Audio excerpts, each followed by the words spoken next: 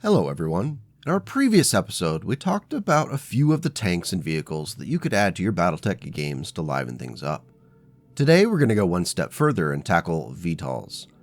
The VTOL holds a unique place in the 31st and 32nd century battlefields, and they can be a blast. Let's talk about a few of them that I think could liven up your next game of tabletop Battletech. The first is a personal favorite, and it's found in a rather unlikely place. The much lauded and legendary 3060 technical readout has a few interesting entries, but one of the gems is the Hawkmoth gunship. This 25-ton VTOL is sleek, stylish, and carries one of the best long-range weapons in the Battletech universe. Designed and produced by Michelson Heavy Industries, the Hawkmoth is the result of an effort to build on the success of their previous VTOL design, the Yellow Jacket gunship. While the Yellow Jacket was armed with a Gauss rifle, the Hawkmoth would carry a light Gauss rifle, which would provide battlefield commanders some flexibility in their long-range fire systems. One of the limitations of that Yellow Jacket was the Gauss rifle's ammo, which is addressed in the Hawkmoth, which carries 32 shots for its light Gauss. While this does sacrifice some damage, the range boost and ability to stay in the fight longer could be worth it. The design for the Hawkmoth moved forward after a deal was struck with Imperator Automatic Weaponry, which would provide the light Gauss rifles in exchange for the right to purchase the first VTOLs off the line. Well versed in the process, it didn't take long for the design to go into production. The design was significantly improved by cutting down on the weight of the primary weapon from Gauss to light Gauss. With more ammo and a higher maximum speed of 130 kph, the Hawkmoth's survivability and longevity was improved significantly. That speed is necessary as the VTOL is relatively lightly armored in comparison to other units in its weight class, though the most obvious defense is that if your Hawkmoth is taking fire, you're using it wrong. If you're looking to employ some light VTOLs that can put down some long-range harassing fire without breaking the bank, the Hawkmoth may be worth your consideration. It would be impossible to do a video on Battletech VTOLs without talking about the Warrior H-7 attack helicopter. It's one of those very functional units that's found across the inner sphere due to its cost, reliability, and usefulness in a variety of situations and roles. The Warrior was first produced in 2950 by a division of Lockheed CBM. It was intended to be an inexpensive weapons platform that could be a viable alternative to light scout mechs. The prospect of fielding these utilitarian VTOLs was met with some interest. The company sought out the Lyran Commonwealth, which at the time was lacking a ready supply of those previously mentioned light scout mechs. However, there was little interest in what their representative described as a flying toy. The future of the Warrior was in doubt, as it seemed there were few buyers interested in the light VTOL. However, following the disastrous damage incurred during the 9th Battle of Hesperus, the Lyrans suddenly found themselves in the market for anything that could carry a gun. That included the Warrior. Orders started coming in, and once the Warrior was seen in action, the VTOL was in consistent production. Weighing in at 21 tons, the original Warrior was equipped with an Autocannon II and an SRM-4.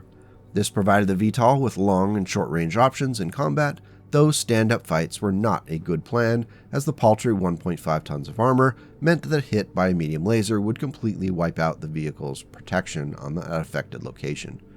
The Warrior's greatest asset is its speed and maneuverability. At 162 kph, few things short of an aerospace fighter could catch up with the Warrior. Staying on the move and outside of an enemy's firing arc was the path to victory. At this, the Warrior provided a reliable small weapons platform which could scout and apply small amounts of fire when needed. As a scout, the Warrior could be equipped with remote sensors that it could drop and then monitor from concealment. That shared data has led to the destruction of many who had no idea their presence was detected by the units with the Warrior on their side. The Warrior attack helicopter can be found in garrison units across the inner sphere. Their usefulness and flexibility makes for an easy buy for planetary governments. In a notable example of effective use of Warriors in the field, the raid by Wilson's Hussars on the planet Kimball 6 was frustrated and then finally routed by a company of Warrior H-7s which continually harassed the battlemechs from range. All attempts to close in on the VTOLs were avoided when the Warriors scattered and then reformed elsewhere. Ultimately, the Hussars were led into an ambush where multiple mechs were taken down by SRM and Inferno fire. With such widespread use and availability, there have been upgrades and variants introduced for the Warrior. This includes pulling the SRMs to upgrade to an AC-5, swapping out the AC entirely to install LRMs, and others. The most notable upgrade to the design was proposed in 3048 and consisted of a series of upgrades including a new engine from internal combustion to fusion, ferrofibrous armor, and swapping out the original weapons for an LRM-5 and 2 Streak SRM-2 launchers. The Warrior H8's upgraded armor is significant as it doubled the protection on the left and right sides. Now it would take more than just one lucky hit with most weapons to take down the Warrior. Access to that upgraded armor was threatened by the Fedcom Civil War, however in the years since the Warrior has been able to employ it. The planned upgrades to the Warrior were temporarily derailed by the clan invasion. However, after the Tukiad truce, the breathing room allowed these plans to commence. The upgraded engine freed up space and weight to upgrade the SRMs to Streak systems, which drastically improved the accuracy and damage on target for the Warrior H8. In notable action against Clan Steel Viper on the planet New Exford, 6 Warrior H8s were used to effectively harass and delay the attacking clan force. The Viper mechs and elementals had trouble countering the Warrior's speed and maneuverability. Buying time for the defenders, the Warriors paid the price by losing 5 out of the 6 VTOLs. That time was used well, however, as the Steel Vipers were eventually forced to retreat from New Exford without victory.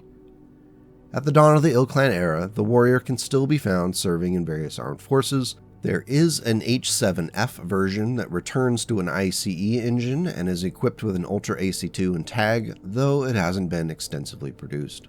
Time will determine what role the Warrior will play in upcoming conflicts. However, there remains a need for a light and fast scout vehicle in the field, and the Warrior has successfully filled that niche for a very long time.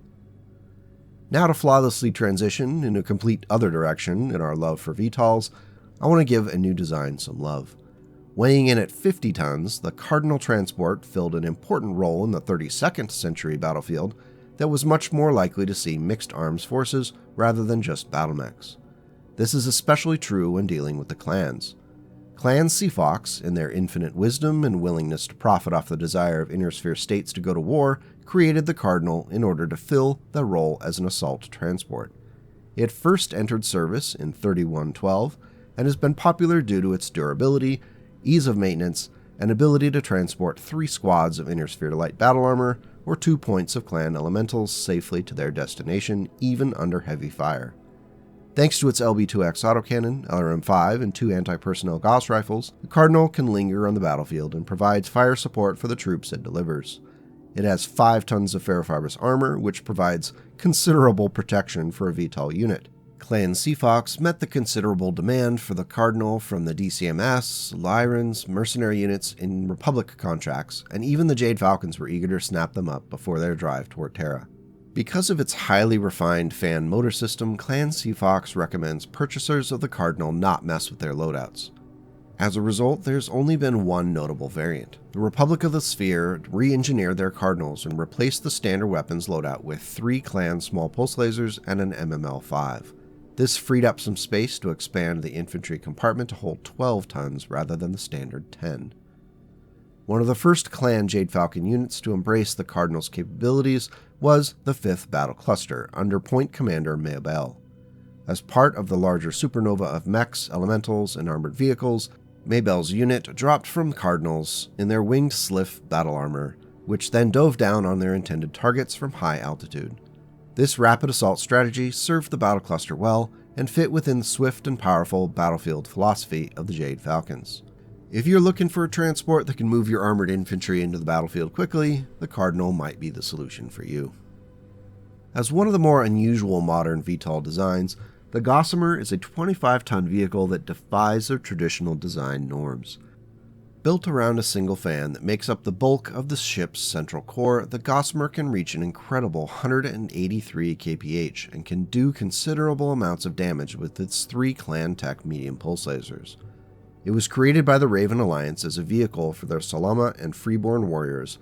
However, since its introduction in 3123, it has been spotted among other states and militaries thanks to Clan Seafox. The Ravens procured a promise that none would be sold to the Draconis Combine, but the VTOLs started to show up in the Free Worlds League, Lyran Commonwealth, and were incorporated into some Republic of the Sphere units before the fall of Terra. With 3.5 tons of ferrofibrous armor and the previously mentioned 3 medium pulse lasers, the Gossamer fills a powerful fast response and strike niche that other vehicles would struggle to match.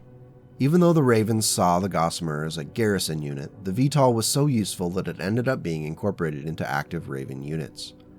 In an attack on a pirate band on Tramaldix, 5 Gossamers piloted by Salama pilots were used to harass and hobble the pirates after a hotly contested landing.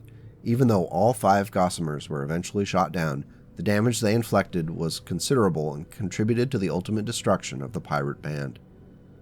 The Ravens have produced a variant of the Gossamer that uses an extra light engine in order to buy room for an LB-10X instead of the medium pulse lasers. Though this swap could be questionable for the Gossamer's general purpose role, it could be designed to counter infantry or even other VTOL units it faces.